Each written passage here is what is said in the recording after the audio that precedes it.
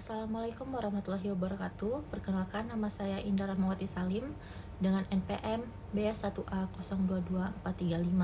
Saya sendiri berasal dari Universitas Bengkulu dan saya akan mengangkat tema tentang peran hukum pidana internasional dalam penegakan HAM di dunia. Fokusnya pada bagaimana hukum pidana internasional berkontribusi dalam perlindungan hak asasi manusia serta tantangan yang dihadapi dalam penegakannya.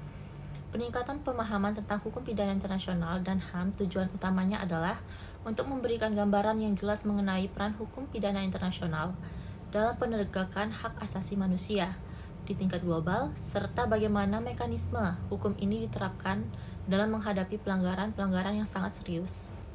Baiklah, di sini saya akan menjelaskan berdasarkan buku ajar dari Dr. Heni Siswanto SHMH dan Dr. Erna Dewi SHMH yang berjudul Hukum Pidana Internasional dan HAM. Baiklah, di sini saya akan menjelaskan pengertian hukum pidana internasional. Hukum pidana internasional adalah cabang hukum yang mengatur kejahatan-kejahatan lintas negara atau kejahatan yang menjadi perhatian komunis internasional. Contohnya seperti genosida. Yang pertama, genosida itu adalah tindakan yang bertujuan untuk menghancurkan, baik secara keseluruhan atau sebagian individu atau kelompok, etnis secara ras, agama, dan juga kelompok nasional tertentu. Ini termasuk pembunuhan massal atau pengusiran, serta penciptaan kondisi yang menyebabkan kehancuran kelompok tersebut. Dan yang kedua adalah kejahatan terhadap kemanusiaan, yang berarti adalah tindakan yang dilakukan dalam konteks konflik bersenjata atau perang yang melibatkan kekejaman terhadap warga sipil, seperti penyiksaan, pembunuhan, atau perbudakan dan pemerkosaan. Kejahatan ini tidak hanya sebatas pada suatu negara atau wilayah, tetapi melintasi batas-batas negara. Dan yang kedua adalah kejahatan perang, yang dimana kejahatan perang ini meliputi pelanggaran hukum perang internasional, seperti serangan terhadap penduduk sipil atau penggunaan senjata yang dilarang. Kejahatan ini terjadi dalam konflik bersenjata internasional atau non-internasional. Dan yang terakhir adalah kejahatan agresi, yang dimana penggunaan kekuatan militer oleh suatu negara terhadap negara lain dengan tujuan untuk menduduki suatu wilayah negara tersebut. Ini juga mencakup tindakan yang dapat mengancam perdamaian nasional. Dan sekarang saya akan menjelaskan perbedaan dengan hukum pidana nasional, yang dimana hukum pidana internasional berbeda dengan hukum pidana nasional dalam beberapa hal penting. Seperti yang pertama adalah yurisdiksinya. HPI berlaku di tingkat internasional dan tidak terbatas pada satu negara. Kejahatan yang terjadi dalam HPI dapat diadili oleh lembaga internasional seperti Mahkamah Pidana Internasional atau ICC, meskipun pelaku atau korban berasal dari negara yang berbeda. Dan yang kedua adalah lintas negara, yang diatur dalam HPI bersifat transnasional atau lintas negara.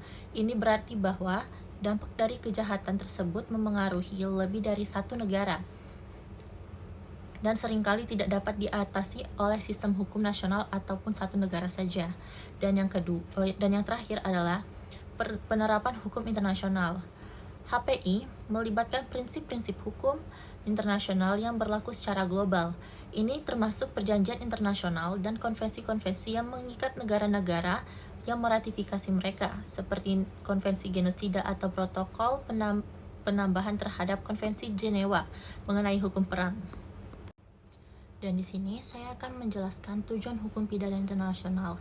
Yang pertama, menuntut pelaku kejahatan internasional, dan yang kedua adalah mencegah impunitas, dan yang ketiga, memberi keadilan pada korban, dan yang keempat, menjaga perdamaian dan keamanan internasional. Dan saya akan menjelaskan maksud dari penjelasan yang ada di PowerPoint tersebut. Tujuan HPI adalah untuk memastikan bahwa individu yang melakukan kejahatan besar dan berat yang merusak kedamaian dunia dapat dimintai pertanggungjawaban di tingkat internasional. Dengan demikian, HPI berusaha menciptakan keadilan global dan mencegah terjadinya pelanggaran serius terhadap hak asasi manusia di seluruh dunia. Dan saya juga akan menjelaskan pentingnya HPI bagi keamanan dan perdamaian dunia. Dengan adanya hukum pidana internasional diharapkan bisa tercipta ketertiban di tingkat internasional yang mencegah terjadinya pelanggaran hak asasi manusia yang masif.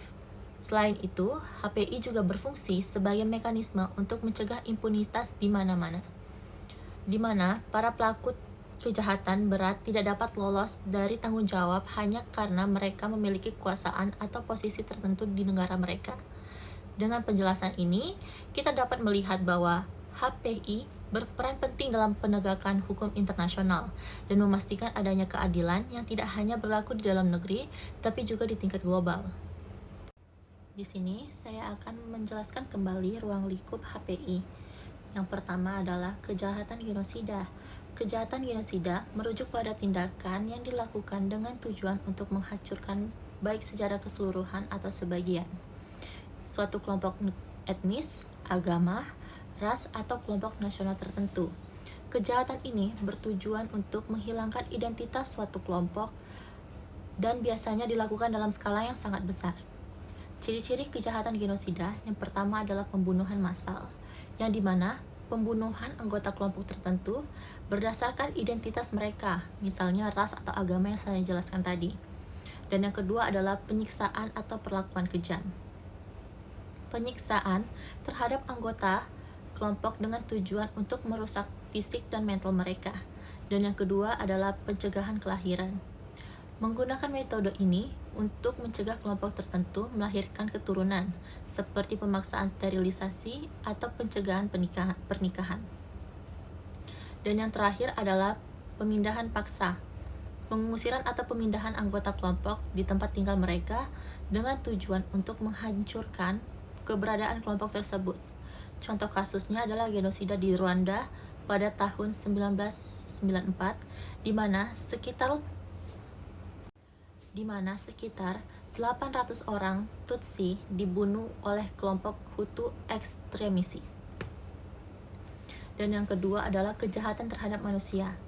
Kejahatan terhadap kemanusiaan mengacu pada tindakan sistematis yang dilakukan sebagian atau serangan-serangan besar atau terorganisir terhadap penduduk sipil, yang mencakup berbagai bentuk kekejaman yang dirancang untuk merendahkan martabat manusia.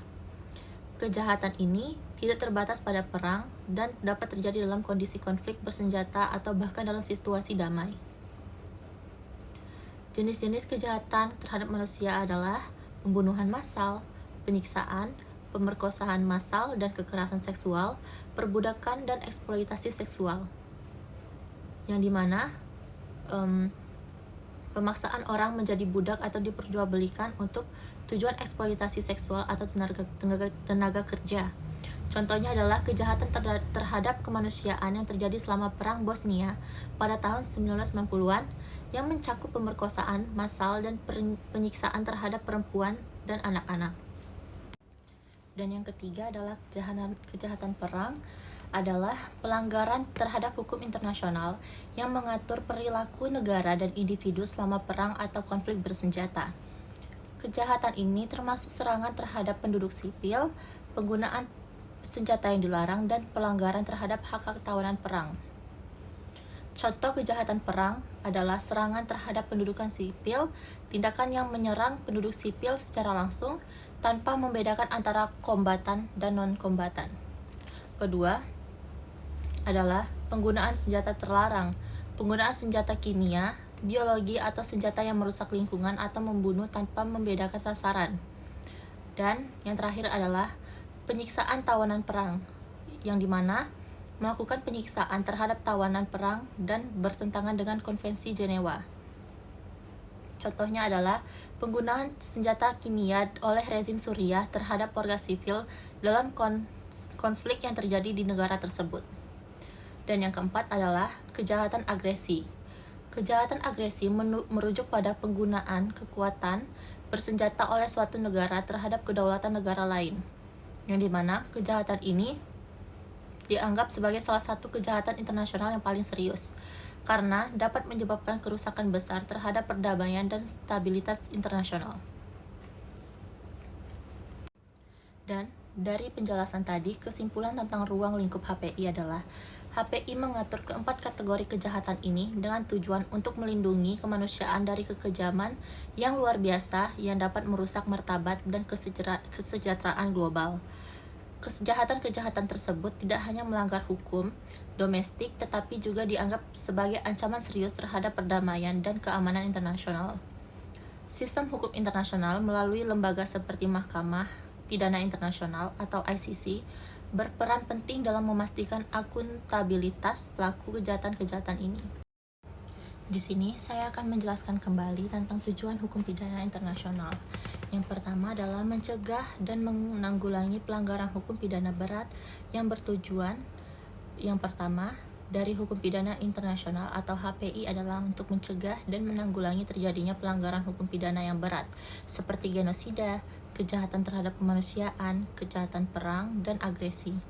HPI berfungsi sebagai pencegah agar kejahatan-kejahatan tersebut tidak terjadi lagi di masa depan, baik melalui mekanisme pencegahan yang bersifat preventif maupun penegakan hukum yang tegas. Dan yang kedua adalah menegakkan keadilan bagi korban. HPI memiliki tujuan yang sangat penting, yaitu memastikan bahwa keadilan diberikan kepada korban kejahatan internasional yang seringkali adalah individu atau sekelompok yang terpinggirkan dan paling rentan. Dengan adanya hukum internasional, diharapkan korban dapat merasakan keadilan melalui proses hukum yang adil dan transparan. Yang ketiga adalah memberikan efek jera terhadap pelaku kejahatan internasional. Efek jera atau deterrence adalah salah satu tujuan sentral dari HPI. HPI berusaha memberikan peringatan yang jelas kepada individu, kelompok, atau negara bahwa pelanggaran terhadap hukum internasional tidak akan dibiarkan tanpa konsekuensi. Dan yang keempat adalah sistem hukum dan HAM internasional. HPI berfungsi untuk memperkuat sistem hukum internasional yang pada gilirannya mendukung penegakan hak asasi manusia atau HAM secara global. Dengan adanya sistem peradilan internasional yang berfungsi efektif, diharapkan negara-negara dan individu akan lebih patuh terhadap kewajiban hukum internasional dan prinsip-prinsip HAM. Selanjutnya saya akan menjelaskan sumber hukum pidana internasional. Yang pertama adalah Perjanjian Internasional. Perjanjian internasional adalah sumber hukum yang sangat penting dalam hukum pidana internasional, yang mengatur kewajiban negara-negara dalam mengatasi kejahatan internasional. Perjanjian ini seringkali dibentuk konvensi atau traktat yang mengikat negara-negaranya yang meratifikasinya. Dalam konteks HPI, beberapa perjanjian internasional yang memiliki peran utama adalah Statuta Roma 1998.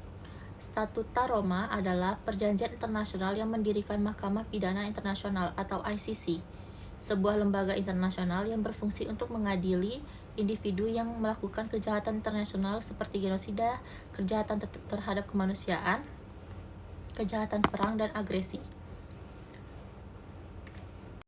Statuta Roma diadopsi pada tahun 1998 dan berlaku pada tahun 2002. ICC memiliki yurisdiksi untuk mengadili individu, bukan negara, yang bertanggung jawab atas pelanggaran berat terhadap hukum internasional. Statuta ini menetapkan kejahatan-kejahatan internasional yang dapat diadili oleh ICC untuk menegakkan hukum pidana internasional. Selain itu, perjanjian ini menjadi instrumen yang penting dalam membangun sistem peradilan internasional yang dapat mengatasi impunitas dan memberikan keadilan bagi korban kejahatan internasional.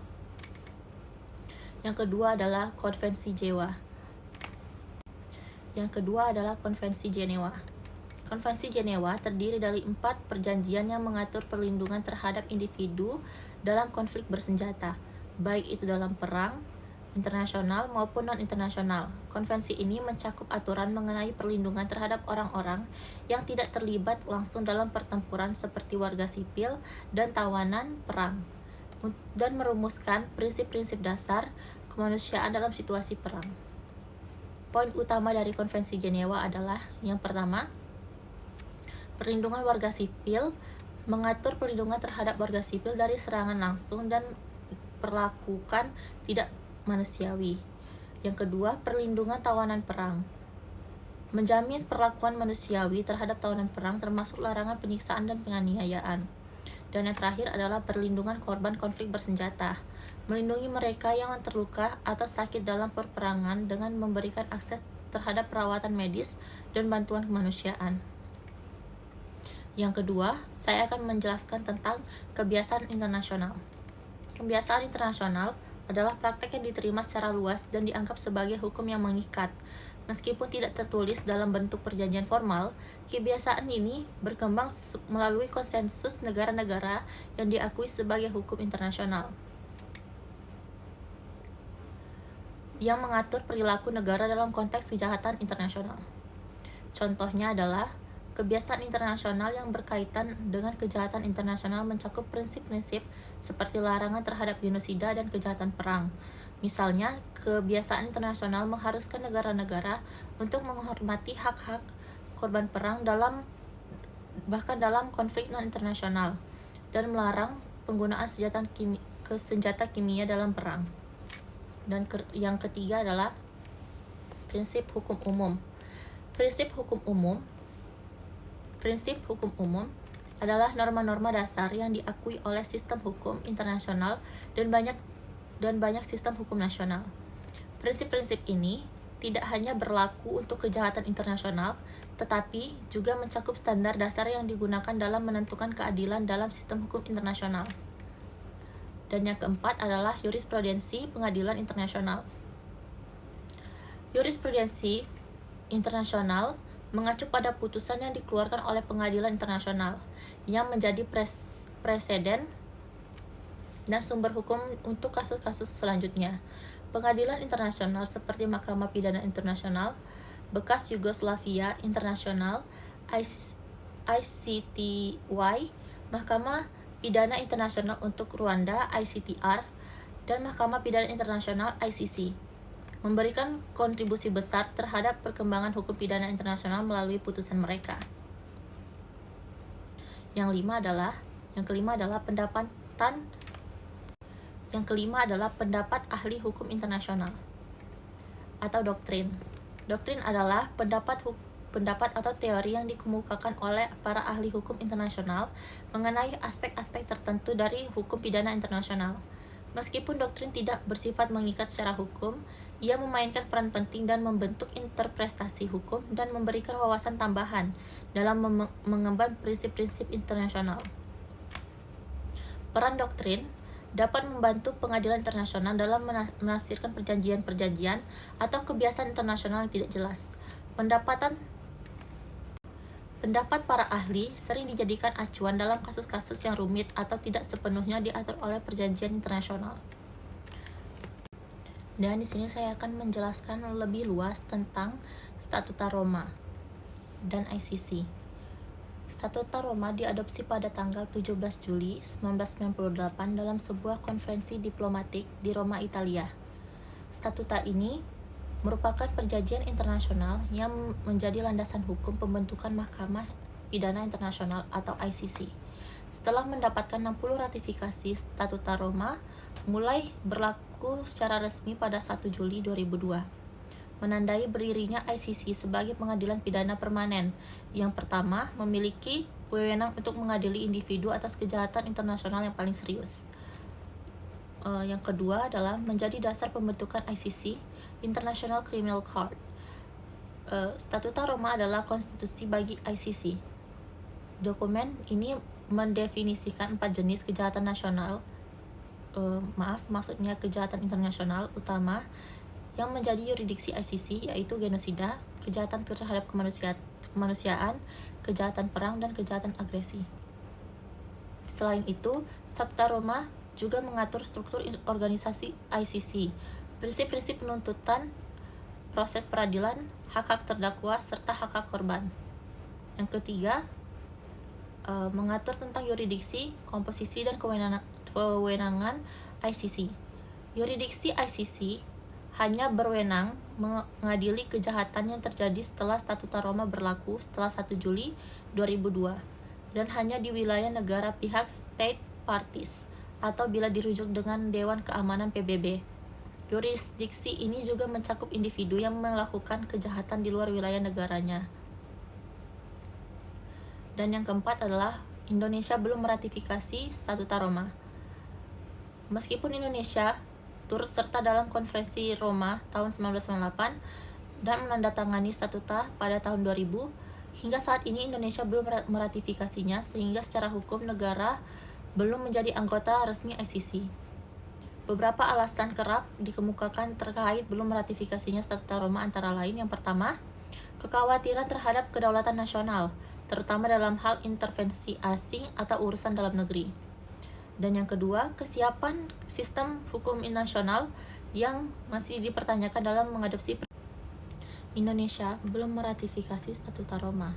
Meskipun Indonesia turut serta Konferensi Roma tahun 1998 dan menandatangani statuta pada tahun 2000, sehingga saat ini Indonesia belum meratifikasinya, sehingga secara hukum belum menjadi anggota resmi ICC. Beberapa alasan yang kerap dikemukakan terkait belum diratifikasinya Statuta Roma antara lain, yang pertama, kekhawatiran terhadap kedaulatan nasional, terutama dalam hal intervensi asing atau urusan dalam negeri. Dan yang kedua adalah kesiapan sistem hukum nasional yang masih dipertanyakan dalam mengadopsi prinsip Statuta Roma. Dan yang terakhir, aspek politik dan militer, karena ada kekhawatiran bahwa aparat negara atau militer bisa diadili di pengadilan internasional. Dampaknya, karena belum meratifikasi, Indonesia tidak terikat secara hukum untuk tunduk pada yurisdiksi ICC, kecuali jika Dewan Keamanan PBB merujuk suatu kasus yang melibatkan Indonesia. Namun di sisi lain, keikutsertaan dalam Statuta Roma bisa menjadi bentuk komitmen kuat terhadap penegakan hak asasi manusia dan keadilan internasional. Dan slide selanjutnya adalah hubungan HPI dan HAM. HPI bertujuan untuk melindungi HAM dari pelanggaran berat oleh negara maupun individu hukum, pidana internasional, dan hak asasi manusia memiliki hubungan yang erat, karena keduanya berfokus pada perlindungan martabat dan keselamatan manusia.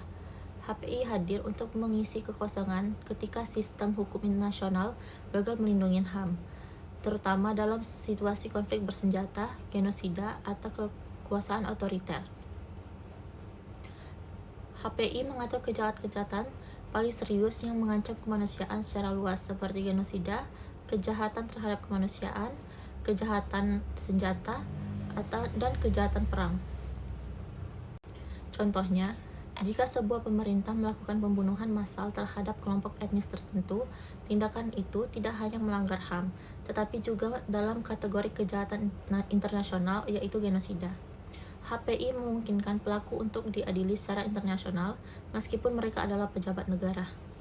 Yang kedua adalah HPI berkontribusi pada penegakan hukum HAM, penegakan norma HAM internasional melalui mekanisme pidana. HAM internasional memiliki mekanisme non-pidana seperti pelaporan dan rekomendasi melalui Dewa HAM PBB atau Komisi HAM regional, namun tidak selalu disertai kekuatan hukum yang mengikat. Disinilah peran HPI sangat penting, karena memberikan mekanisme pidana yang konkret untuk menindak pelanggaran HAM berat. HPI memungkinkan pelaku kejahatan HAM untuk diadili dan dijatuhi hukuman, memberikan efek jera dan rasa keadilan bagi korban. Contohnya adalah mengadili terhadap pelaku genosida Rwanda (ICTR) atau kejahatan di Bosnia (ICTY) yang membantu menunjukkan bahwa pelanggaran HAM besar tidak boleh diberikan tanpa pertanggungjawaban. Dan yang ketiga adalah pelanggaran HAM berat seperti genosida, penyiksaan dan pemusnahan etnis menjadi fokus HPI. HPI berfokus pada pelanggaran HAM yang paling serius dan sistematis, yang paling sering terjadi dalam konteks konflik bersenjata atau kekuasaan represif. Penjelasan etnis pelanggaran HAM berat yang menjadi yurisdiksi utama HPI. Yang pertama, seperti yang saya jelaskan tadi, adalah genosida, kejahatan terhadap kemanusiaan, kejahatan perang, dan kejahatan agresi. Semua kejahatan ini pada dasarnya merupakan bentuk pelanggaran terhadap HAM dan HPI, menjadikannya subjek hukum pidana internasional agar ada pertanggungjawaban hukum. Dan selanjutnya adalah tantangan penegakan HPI dan HAM. Penegakan HPI dan HAM di tingkat global tidaklah mudah, meski prinsip dan instrumen hukumnya sudah ada. Tantangan praktis dan politis seringkali menghambat keadilan internasional. Berikut adalah penjelasan lebih rinci. Kurangnya kerjasama dari negara-negara non-partisipan Statuta Roma. Tidak semua negara di dunia meratifikasi Statuta Roma, yang berarti mereka tidak terikat untuk bekerja sama dengan ICC. Negara-negara besar seperti Amerika, Rusia, Tiongkok, dan India belum menjadi anggota ICC. Akibatnya, ICC kesulitan mengeksekusi surat penangkapan terhadap pelaku kejahatan internasional yang berada di negara-negara tersebut. Negara non-partisipan juga tidak berkewajiban untuk menyerahkan warganya meskipun sudah terbukti melakukan kejahatan internasional.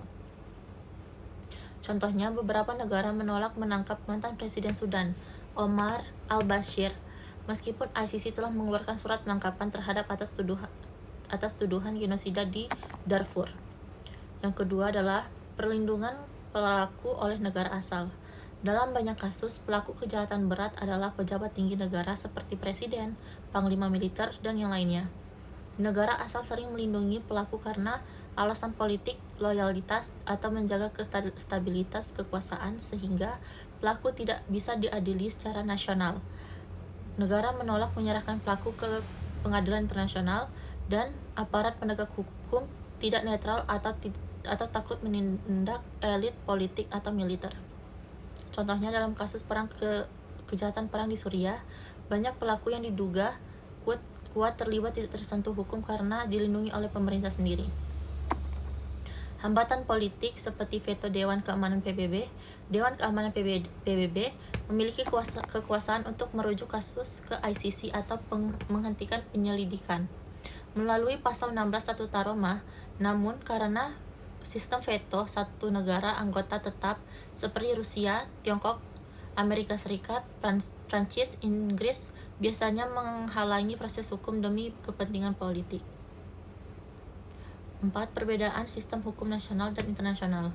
Sistem hukum di setiap negara berbeda-beda, baik dari segi substansi, hukum, prosedur, maupun lembaga. Perbedaan ini menyulitkan harmonisasi dan kerjasama. Misalnya, beberapa orang negara tidak mengenal yurisdiksi universal, dan tidak semua negara memiliki mekanisme untuk mengadili kejahatan internasional. Dan slide yang terakhir adalah penutup. Hukum pidana internasional berperan penting dalam penegakan hukum dan keadilan global. Diperlukan komitmen internasional dan nasional untuk mendukung implementasi dan efektivitasnya.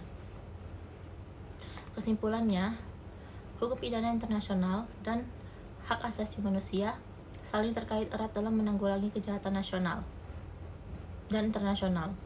Merupakan dua instrumen hukum internasional yang saling melengkapi.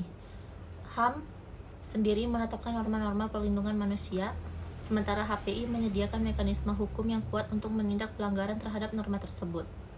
Artinya, HAM adalah tujuan, HPI adalah sarana. HAM dilanggar dalam bentuk kejahatan berat seperti genosida, penyiksaan, atau kejahatan perang, maka HPI bertindak sebagai alat hukum untuk mengadili dan menghukum pelaku. Yang kedua, meskipun tantangan besar masih dihadapi, perkembangan HPI menunjukkan kemajuan dalam akuntabilitas global. Penegakan HPI tidak selalu mudah, banyak hambatan seperti kurangnya kerjasama internasional, veto politik, dan belum harmonisnya hukum nasional. Namun demikian, perkembangan selama beberapa dekade terakhir menunjukkan kemajuan penting. Pembentukan ICC sebagai pengadilan permanen adalah tonggak sejarah besar dalam hukum internasional. Yurisdiksi universal mulai diterapkan oleh beberapa negara untuk mengejar pelaku kejahatan berat di luar wilayah mereka. Masyarakat internasional kini lebih sadar akan pentingnya keadilan transnasional dan tidak lagi mentoleransi kekebalan hukum bagi pemimpin atau militer yang melanggar HAM. Ini semua menunjukkan bahwa mekanisme akuntabilitas global semakin kuat, meski belum sempurna. Dan penutupnya adalah, HPI bukan sekedar sistem hukum, tetapi cermin dari kesepakatan moral umat manusia, bahwa genosida, kejahatan perang, dan kejahatan terhadap kemanusiaan tidak bisa dibiarkan tanpa penanggung-jawaban. Masa depan dunia yang lebih adil adalah peradaban bergantung pada sejauh mana kita sebagai bangsa dan sebagai komunitas global bersedia mewujudkan keadilan internasional sebagai realitas, bukan sebagai ideal. Itu saja dari saya, Indah Rahmawati Salim, dengan tugas Hukum Pidana Internasional. Terima kasih sebelumnya. Wassalamualaikum warahmatullahi wabarakatuh.